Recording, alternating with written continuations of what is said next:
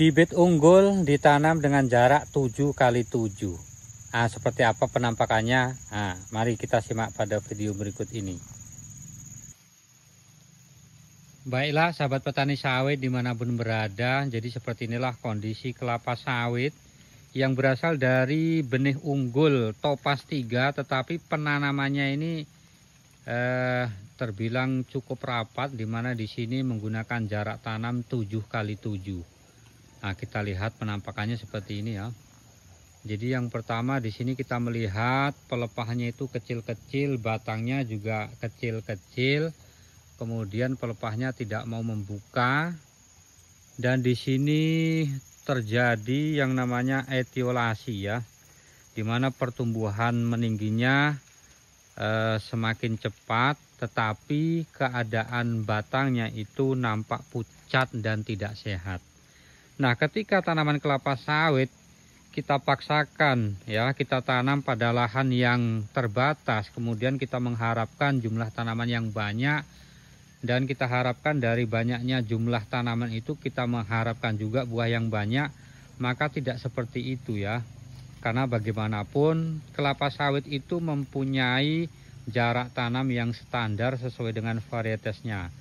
Oleh karena itu jangan sekali-kali kita mencoba melakukan hal yang seperti ini. Nah, kalau sudah seperti ini ya mau bagaimana lagi nih ya. Nah, kemudian yang kedua ini dengan penanaman baris sentara, artinya tidak memakai sistem segitiga sama sisi.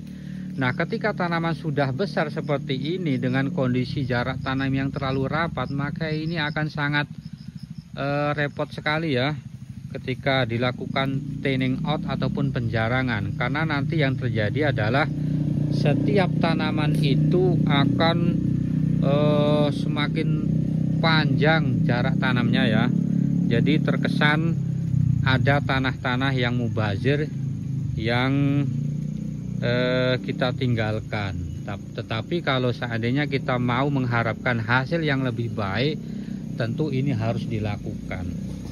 Nah, jadi sekali lagi kalau sudah seperti ini, waduh udah gawat ini ya. Jadi mau dilakukan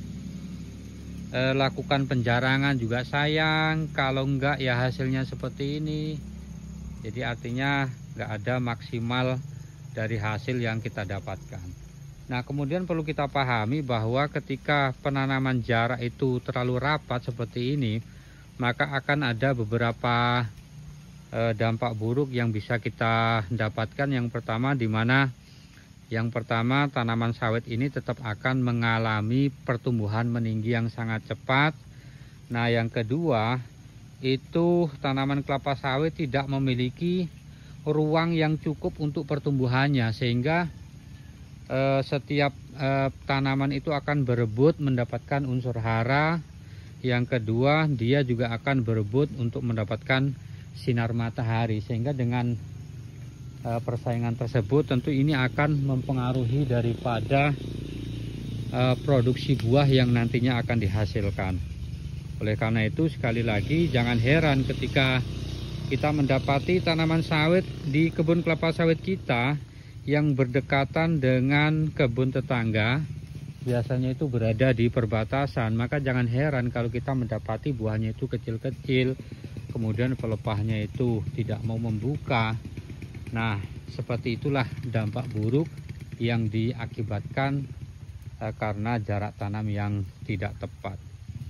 Nah, sekali lagi kawan-kawan, jangan pernah kita memaksakan untuk menanam tanaman sawit dengan jarak tanam yang terlalu rapat untuk mendapatkan hasil yang banyak, tetapi dengan kondisi lahan kita yang terbatas kita sesuaikan ya, sesuai dengan jarak tanam yang sudah ditentukan.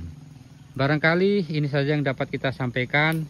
Ini hanya sebagai pengingat dan pembelajaran bagi kita semuanya, khususnya bagi para petani kelapa sawit yang ingin menanam kelapa sawit. Terima kasih bagi yang sudah menonton. Salam petani kelapa sawit Indonesia.